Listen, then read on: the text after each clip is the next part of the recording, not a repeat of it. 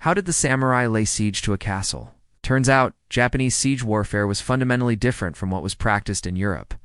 While European sieges were revolutionized by gunpowder artillery and star forts, in Japan, cannons and siege engines played only a minor role. Instead, Japanese armies often favored direct, brutal assaults to capture fortresses.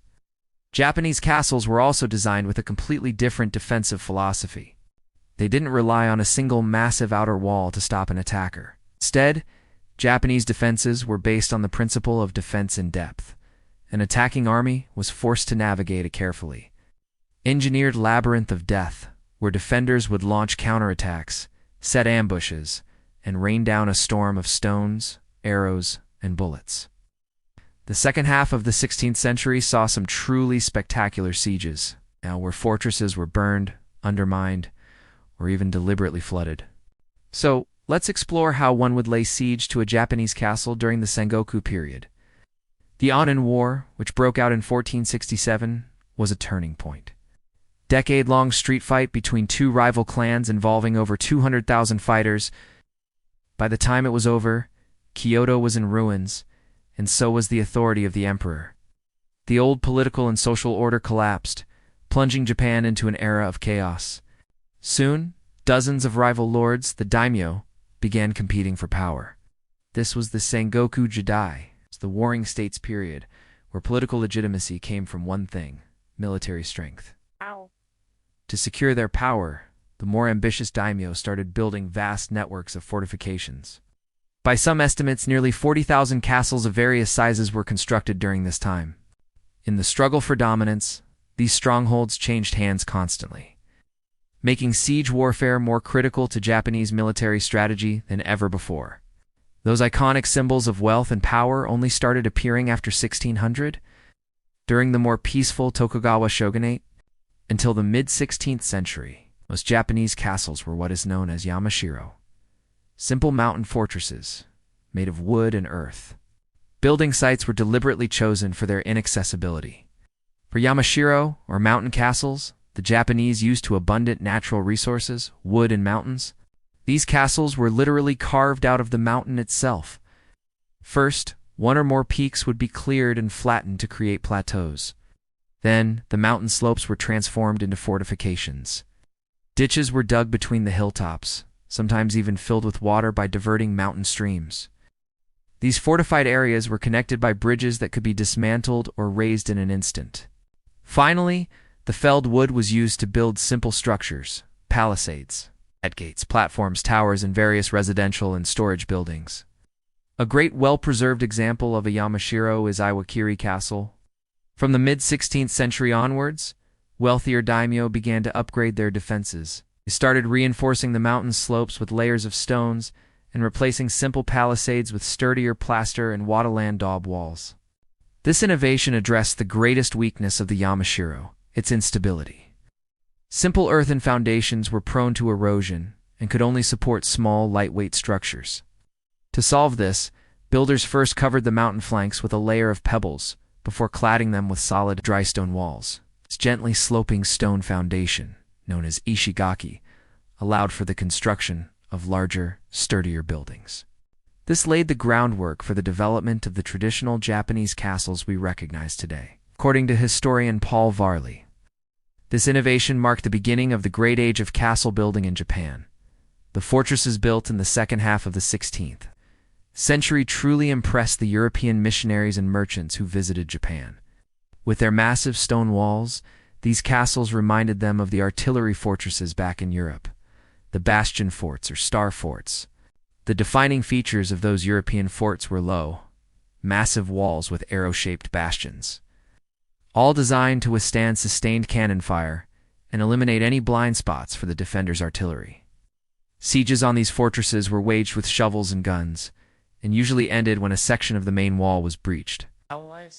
While the walls of Japan's largest fortresses might have looked like European bastions, their purpose was completely different.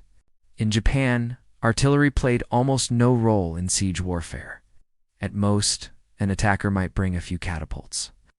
And even those were primarily used as anti-personnel weapons, not to demolish walls. According to Thomas Conlon, an expert on Japanese warfare, The Japanese quickly recognized the effectiveness of Western cannons, but it took a long time before these weapons were fully integrated into their arsenals. It was not until the siege of Osaka in 1614 that bombardment tactics comparable to those in Europe were really employed. Until then, Japanese commanders preferred to rely on mass infantry assaults, precisely the type of attack these new fortresses were designed to withstand. This evolution in siege tactics shows us that every era develops its own unique strategic thinking. The core tactical principle behind Japanese castles was defense in depth. Unlike European artillery fortresses, which were designed to stop an attacker at a single impregnable outer wall, Japanese castles weren't meant to hold the enemy at one barrier. Instead, they consisted of multiple levels, or kurua, that attackers had to conquer one by one. The defenders would confront the enemy, strategically retreat to the next level, and then launch counterattacks to slowly wear them down. If the defense held, the enemy would be exhausted and routed before ever reaching the castle's heart, the Hanmaru. So, unlike in Europe, the battles were fought not just in front of the walls, but within the castle itself. This principle of defense in depth wasn't just limited to individual castles. It also shaped strategy on a larger scale. In addition to their main strongholds, daimyo built dozens of smaller satellite castles scattered across their territories. These formed a web of obstacles, forcing an invading army to engage with multiple fortified points. An intruder had to conquer or destroy every single fortress in its path. If they didn't, the garrisons left behind could strike their supply lines. A single small border castle might not stop an invader, but it would drain their resources, tie down their soldiers, and cost them precious time. Multiply that by dozens of such castles, and even the most determined advance could be slowed to a crawl or brought to a complete halt. A famous example of such a castle network belonged to the influential Hojo clan. Their main castle was at Odawara on Sagami Bay. As the clan's largest and most prominent fortress, Odawara stood at the center of a defensive web, protecting their core territories and serving as the ultimate bastion of their power. Get ready to uncover the secrets behind these magnificent fortresses.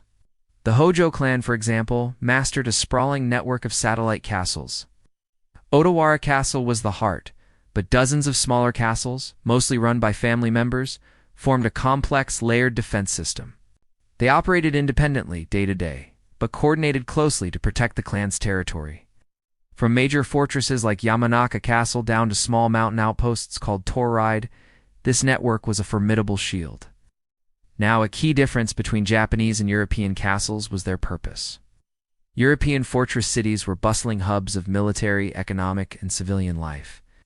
But in Japan, until the late 16th century, castles were almost exclusively military. They were defensive strongholds and administrative centers, not shelters for the general population. As powerful warlords or daimyo consolidated their power, they needed something bigger and better.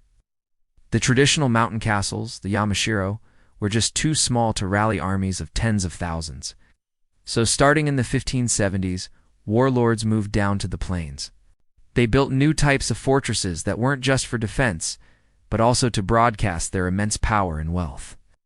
This led to two new prominent castle types: the Hiragero, or plain castle, built on flat land surrounded by moats, and the Hirayamajiro, a castle built on a hill within a plain.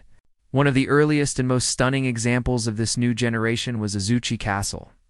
Built in 1576 by the legendary Oda Nobunaga, the first of Japan's great unifiers, grand structures like Azuchi became the stage for some of the most dramatic sieges of the entire Sengoku period. Despite the variety in design, shaped by the landscape and their owners' needs, Japanese castles shared a crucial philosophy: defense in depth. Every fortress was a maze of multiple courtyards or baileys that an attacker had to conquer one by one. This common structure allows us to picture an ideal late Sengoku castle. Let's imagine a Hirayamajiro built in a stepped style. The centerpiece, soaring high above everything, is the keep, or tenshu. Standing up to 7 stories tall, it dominated the main bailey and could be seen for miles. The tenshu was a watchtower, a symbol of the daimyo's prestige, secure vault, and, most importantly, the final line of defense if all else failed. The baileys were arranged like giant steps, each one fronted by a stone wall topped with a plastered mud wall. These walls had triangular openings for firearms and rectangular ones for archers.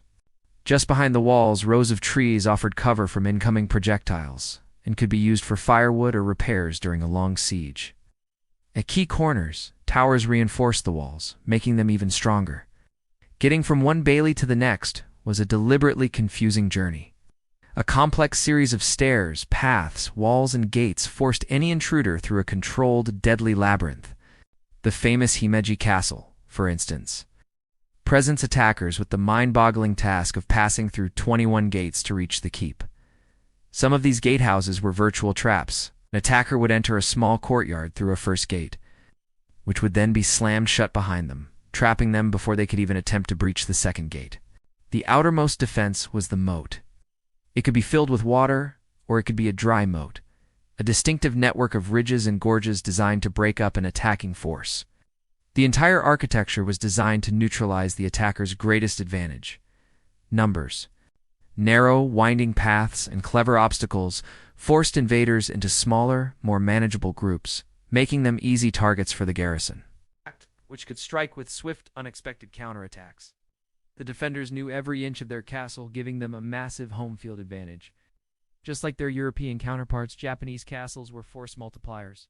A small garrison could hold off a much larger army, or at least make them pay dearly for every inch of ground. Attacking even a small castle was so costly in terms of manpower, time, and resources that commanders tried to avoid sieges whenever possible. Because of this, most conflicts at a fortress began with negotiations. Once a castle was surrounded, the leaders would meet to find a diplomatic solution. Only when talks broke down did the fighting begin. If the defenders were clearly outmatched, the attackers might just overrun them. Takeda Nobutora, the father of the famous Takeda Shingen, was said to have destroyed 36 castles in a single day. Even if many were just small outposts, it's a staggering claim. But when a direct assault was impossible, attackers had other options. The first step was to turn the encirclement into a full siege line, much like in the West. Attackers would dig a network of trenches, gradually advancing toward the fortress while their artillery provided covering fire. In Japan, this siege line also served as a launch pad for other operations. To get a better vantage point for their archers and musketeers, they'd build artificial mounds or construct towers, some even on wheels, to suppress the defenders on the walls. This allowed their comrades to move forward, filling in moats, building ramps, or setting up advanced breastworks. To protect themselves from arrows and bullets, they used mobile walls and large standing shields called tate. The siege of Otsu Castle in 1600 showed just how effective this methodical approach could be. Otsu was a fortress on a lake, connected to the shore by just 4 heavily defended bridges. To get around this, the attackers began filling in the outer moat, while a small battery on a nearby hill provided cover fire. This was one of the first sieges in Japan to use modern black powder artillery. The tactic worked. Once they reached the outer bailey, they captured it quickly, and the defenders surrendered within days. One master of these elaborate siege operations was Toyotomi Hideyoshi, the second great unifier of Japan. Under his command, some of the most spectacular and ingenious sieges in Japanese history unfolded, proving that conquering these fortresses required as much brains as it did brawn. From their strategic networks to their intricate defenses, Japanese castles are a testament to the ingenuity and military prowess of the samurai era. They weren't just buildings, they were complex weapons of war. It wasn't always about brute force. Let's dive into the cunning and often brutal world of Japanese siege warfare. While a direct assault was common, attacking commanders had a whole bag of tricks at their disposal. One of the most impressive methods was deep mining. Imagine this. Instead of just chipping away at the walls, you dig asterisk under asterisk them. This was a labor-intensive, dangerous job, tunneling in the dark to either collapse a section of the wall from below, or even more daringly, to pop up inside the fortress itself. A classic example comes from Toyotomi Hideyoshi, a siege of Atami Castle in 1574. He had his troops dig a long tunnel right from outside the walls all the way into the innermost bailey. After weeks of back-breaking work, they broke through near the castle keep. As you can imagine, the defenders were in for a nasty surprise, and the castle fell shortly after. Interestingly, unlike in European siege warfare, We do not see evidence of Japanese defenders digging countermines to meet the attackers in underground battles. It seems this subterranean strategy was a one-way street, but why dig when you can drown? Water was another powerful weapon in a besieger's arsenal. While we often associate strategic flooding with the Dutch, who famously flooded their own lands to repel invaders in Japan, it was usually the attackers who harnessed the power of water. The master of this technique was once again Toyotomi Hideyoshi. The siege of Takamatsu Castle in 1582 is the stuff of legend. Takamatsu was considered nearly impregnable, nestled in a swampy area between two hills. Undeterred, Hideyoshi ordered the construction of a massive 3-kilometer-long dam. The plan was to trap the river water and raise the water level of the entire swamp. When the rainy season arrived, nature did the rest. Takamatsu quickly became an isolated island, stranded in the middle of a vast man-made lake. Its defenders were completely cut off, left to watch the water rise. Hideyoshi used this devastating water tactic again at the sieges of Tita and Oshi castles, proving that a brilliant engineer could be as deadly as a brilliant general. If mining and flooding weren't options, attackers could fall back on the slowest but most reliable tactic: starvation. Since Japanese castles rarely housed large civilian populations, the defenders, who were mostly professional soldiers, could often hold out for months, sometimes even years. This created a race against time. Who would run out of supplies first, the defenders inside the castle or the besieging army outside? To solve this problem, besieging armies would often build their own network of forts and camps around the target castle. This allowed them to maintain a long-term siege without needing a massive, constantly supplied force on the ground at all times.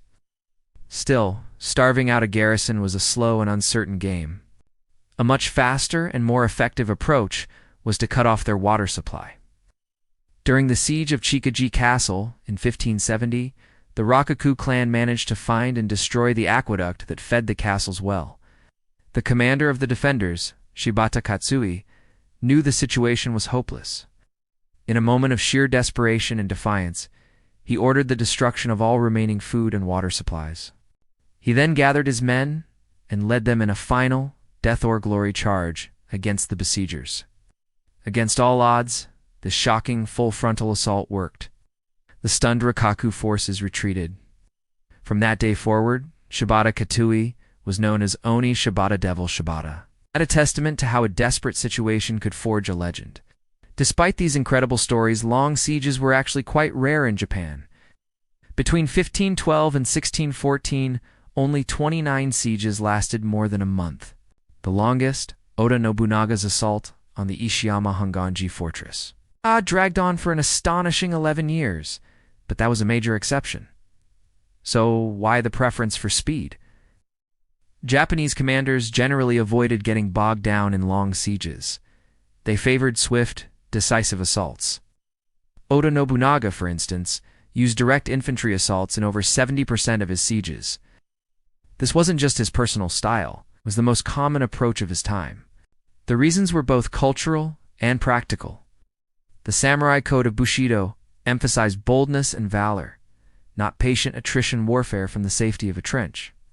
On a more practical level, logistics demanded speed. Supplying a large army deep in enemy territory was incredibly difficult.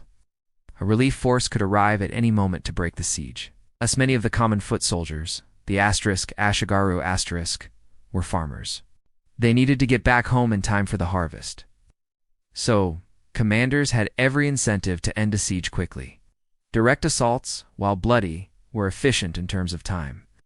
They also offered individual samurai a chance for personal glory that was almost on par with an open-field battle. The very first warrior to breach the castle walls was called the Ichiban Noriya's or First Rider, and earned immense prestige and honor. The competition was so fierce that men would literally race each other to be the first one charging into the fray. However, we shouldn't let this enthusiasm for assaults hide the fact that they were incredibly risky. Japanese castles were specifically designed to repel exactly this kind of frontal attack, turning a head-on charge into a deadly gamble. So, what did one of these assaults actually look like? First, the attacking general would identify the best point of attack, maybe a weak spot in the defenses, or a dip in the terrain that offered better cover for their archers. Once the target was set and the troops were ready, the assault began. The first obstacle was the moat. As attackers struggled through the water or mud, using ladders as makeshift bridges, and large wooden shields for cover, the defenders would unleash a storm of stones, arrows, and musket fire from the walls above. The attackers' own archers and arquebusiers would return fire, trying to suppress the defenders and set the wooden castle buildings ablaze with fire arrows and small grenades. Once they crossed the moat, they reached the stone base of the first bailey. The sloped dry stone walls actually offered plenty of footholds, so climbing them wasn't always that difficult, even without ladders. But castle architects knew this. The keep, corner turrets, and upper walls were built with special openings called *ishiotoshi. Asterisk, which are basically the Japanese equivalent of murder holes. Through these gaps, defenders could drop heavy stones, boiling water, or anything else they had on hand directly onto the climbers below. It was a brutal, chaotic, and terrifying climb, from ingenious engineering to desperate charges. The methods for taking a Japanese castle were as varied and complex as the fortresses themselves. Each siege was a unique high-stakes drama of strategy, courage, and survival. These openings looked like the gun ports on a big ship and could be sealed with a hatch. But at the top of the wall, attackers faced a line of sharp metal spikes they had to navigate around. While they were busy with that, the defenders would unleash a brutal but incredibly effective weapon known as wolf's teeth. These were huge wooden beams, sometimes studded with iron nails, hung from ropes or chains. The defenders would repeatedly drop or swing them along the wall, battering the climbers, causing horrific injuries, or just knocking them all the way back to the ground. Following their defense-in-depth strategy, defenders weren't trying to stop the attackers at the first wall at all costs. The goal was to inflict as many casualties as possible. So, once things got too dicey, they would stage a fighting retreat to the higher ground of the second bailey. All the while, they'd harass the intruders with skirmishes and ambushes along the way. This was the genius of Japanese castle design. Sections that fell to the enemy could be easily isolated, which allowed defenders to launch counterattacks from secure positions. They could exploit every disadvantage of the attackers, who were struggling to push through a constant hail of projectiles just to reach the second wall. By breaching that first wall, the attackers had crossed the first threshold and stepped into a deadly, layered network of defense. One way to speed up this slow, bloody process was through bribery and blackmail. During the siege of Fushimi Castle in 1600, one of the final decisive battles before the Tokugawa unification, the attackers first tried to take the castle by storm. Their assault began on August 27th but quickly bogged down at the main bailey's wall. They only broke through when they managed to take a defender's family hostage, forcing him to set fire to a tower from the inside. If a trick like that wasn't possible, the attackers faced an even tougher climb. The walls of the second bailey were usually much steeper than the first, and at this stage, the defenders took the fight much more seriously. From above, they'd jab at the climbers with long spears, thrusting them through small holes in the walls, aiming for their unprotected midsections. They would inflict as much damage as they could, still avoiding a direct full-on fight. This was incredibly frustrating for the attackers, who were desperate to finally close the distance. But as soon as the first enemy soldier made it over the wall, the defenders would just retreat again. The closer the invaders got to the heart of the castle, the fiercer the resistance became. The second bailey was fortified with extra obstacles and elevated positions, forcing attackers down narrow, predetermined paths. These tight routes effectively split up the invading army, making their superior numbers almost useless. Now, the defenders held every advantage. They engaged in a kind of guerrilla warfare, isolating small groups of attackers, striking with lightning speed, and then vanishing through gates or secret passages, only to reappear and strike from a different angle moments later. Reinforcements would often arrive too late, finding only the bodies of their fallen comrades. The winding paths and courtyards became deadly traps where attackers could be ambushed or hit by precise volleys of fire at any moment. If an attacker somehow survived running this deadly gauntlet through the labyrinth of defenses, they faced one last challenge: the main bailey and the keep, often seen as the final boss of the castle. The keep itself mirrored the outer defenses on a smaller scale, with a maze of narrow hallways, arrow slits, complex floor plans, and murder holes. But in practical terms, its military value was surprisingly limited. Oh. By the time attackers had reached the inner bailey, they rarely needed to capture the keep itself. It was often much easier to just set the whole thing on fire. In many cases, the defenders would surrender once the main bailey fell anyway. It was usually their best hope for survival. Those who resisted for too long risked facing harsh retribution from the victorious army. Still, some commanders, unwilling to surrender their castle and their honor, would lead one final, desperate counterattack. Victory was next to impossible, and defeat was certain. But for a samurai, honor was worth any cost. Thanks for watching. If you found this journey into Japanese castle defense as fascinating as I did, make sure to hit that like button, subscribe to the channel, and ring the bell so you don't miss our next deep dive into history. See you next time.